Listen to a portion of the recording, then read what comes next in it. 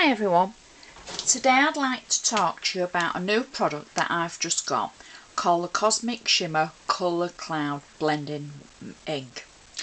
It comes in a little 38-gram pot and it's a little bit unusual to any of the ink that you might have used before that's in a normal ink pad. This is a blending ink, but you can stamp with it as well. So when it comes, it's in a round pot. The colour and the names on the front. When you open it, there will be an aluminium foil seal across the top. You'll have to break this and peel it off. Then you see a sponge. Now this sponge inside is saturated with ink. This one is the Frosty Mink and it's a very, very pale brown neutral colour. So it's full of ink, and if I squash the sponge down, I don't know if you're going to be able to see that, it's literally in there with all the ink. So it's a translucent looking colour until you start doing things with it. So I bought two. This one's the Frosty Mink, as I say, and I also got the Frosty Heather, which is this one. As you can see, it's a lilac. Looks quite dark in the pot, they both do, but they're not. So what I'd like to show you is how I've used them and how I use them not only to blend with but to stamp with, and I'm just hoping that the camera will be able to pick this up. So the tool that you normally have to, they say is best to use it with, is a smoothie sponge. However, I've got some old sponge foam pads that I've cut up into small squares and I've been using it with those. So first of all, I'm going to use the Frosty Heather and I'm going to show you how I've blended it and used it as a background colour. So I literally dab the sponge into the pot, unusual I know, and then literally blend onto the paper, circular movements, going all the way around, dab it again, more ink. It dries really, really quickly.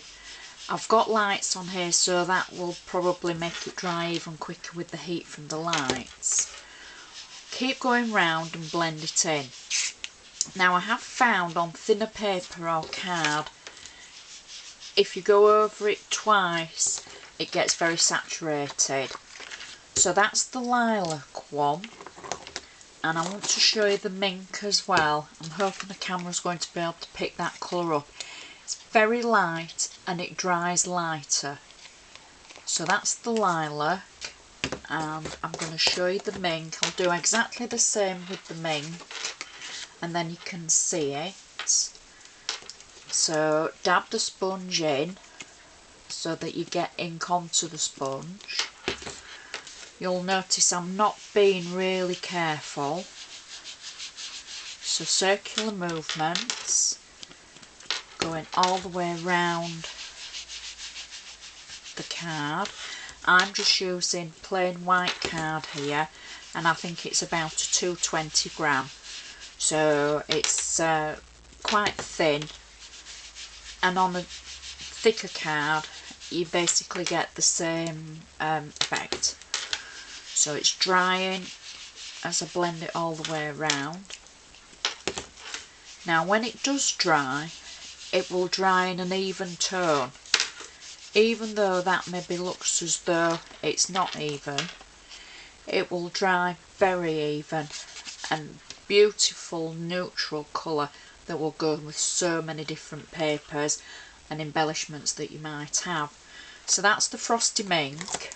So I'm just going to put the lid on that because I don't want it to dry up.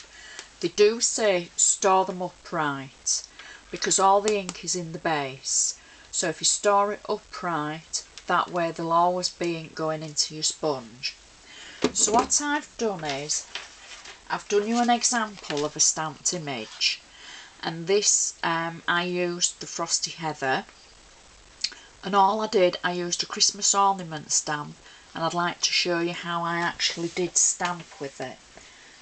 So I'm going to take my stamp, which is a Justrite stamp that I've got, and I literally take the pot of ink, dab the sponge in, and then I dab the sponge onto the stamp, like so. So again, a little bit different from other stamping techniques that we've all done, where you take the stamp to the ink. So go around, make sure it's all covered, and then with a dry cloth I'm just going to clean the edges, because obviously you can't be as careful with this as you can with an ink pad where it's just touching the actual stamp. So that'll do for now.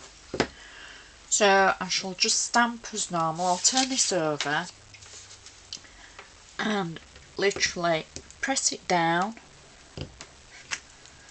and there we go. So as that dries, it will dry a lot lighter, because as you can see on the paper now, it is literally, as the name says, it's a colour cloud.